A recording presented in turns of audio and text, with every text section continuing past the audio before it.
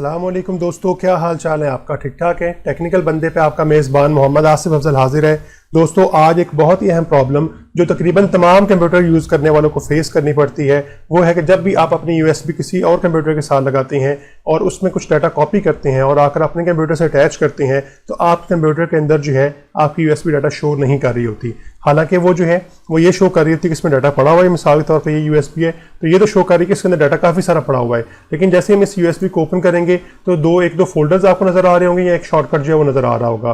तो इस प्रॉब्लम को जो है आज हम देखते हैं कि हमने किस तरह से सॉल्व करना है। हम बगैर किसी जो है वो एंटीवायरस के इस प्रॉब्लम को जो है सॉल्व करना सीखेंगे। एक छोटी सी कमांड है जो मैं आपको अभी इस लेक्चर के अंदर जो है समझाता हूँ कि कैसे आपने वो कमांड यूज़ करनी है और किस तरह से अपना डाटा जो है वो रिकवर करना है। तो दोस्तों अगर अभी तक आपने मेरा चैनल सब्सक्राइब नहीं किया तो प्लीज़ मेरे चैनल को सब्सक्राइब कर दें और साथ में लगे बेल के आइकन को ज़रूर प्रेस कर दीजिएगा ताकि मेरे आने वाली नई जितनी भी वीडियोस हैं उनके नोटिफिकेशन आप तक वक्त पे पहुंचते रहें।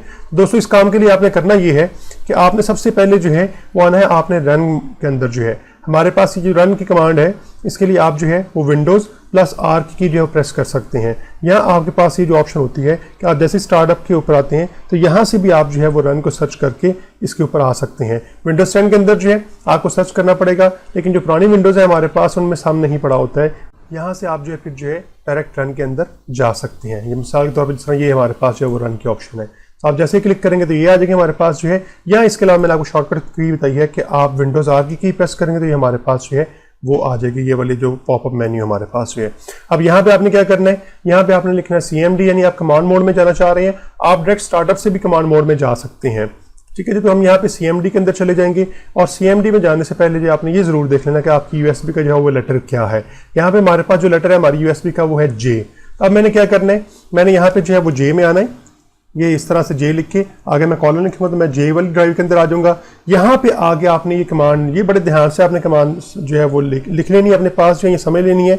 इसी को आपने यूज़ किया करना है और इसकी मदद से आपकी USB के अंदर जो डाटा हाइड हो गया होता है वो रिकवर हो जाया करेगा। तो ये कमांड है हमारे पास attrib -a -r -h। इसे आप किसी भी तरतीब से लिख सकते हैं -s, और आगे आपने जो है स्पेस दे के /d और आगे आप जो है स्पेस दे के /s लिखना है। तो ये कमांड है पूरी जो है, आप दोबारा से देख लें attrib -a -r -s -h और उसके बाद /d और /s जो है ये लिखने के बाद आपने जो है वो एंटर प्रेस कर देना है। ये कुछ टाइम लेगी क्योंकि USB का जो है साइज़ काफ़ी बड़ा है, उस हिसाब से टाइम आपका डिफरेंट ले सकती है। तो जैसे ही कमांड रन होगी तो आपके पास यहाँ पे एक फोल्डर जो है बन जाएगा जिसका कोई नाम नहीं होगा।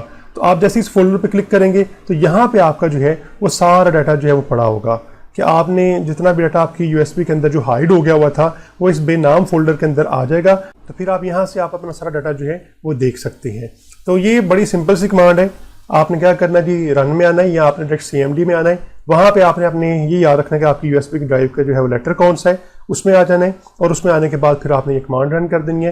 तो आपका ये सारा जो है वो डाटा रिकवर हो जाएगा। उम्मीद है आपको वीडियो पसंद आई होगी, तो वीडियो को जरूर लाइक कर दीजिएगा और अगर अभी तक आपने मेरा चैनल सब्सक्राइब नहीं किया तो प्लीज़ मेरे चैनल को सब्सक्राइब कर दें और साथ में लगे बेल के आइकन को जरूर प्रेस कर दीजिएगा ताकि मेरी आने वाली नई जितनी भी वीडियोज़ हैं उनके नोटिफिकेशन आप तक वक्त पे पहुँचते रहें।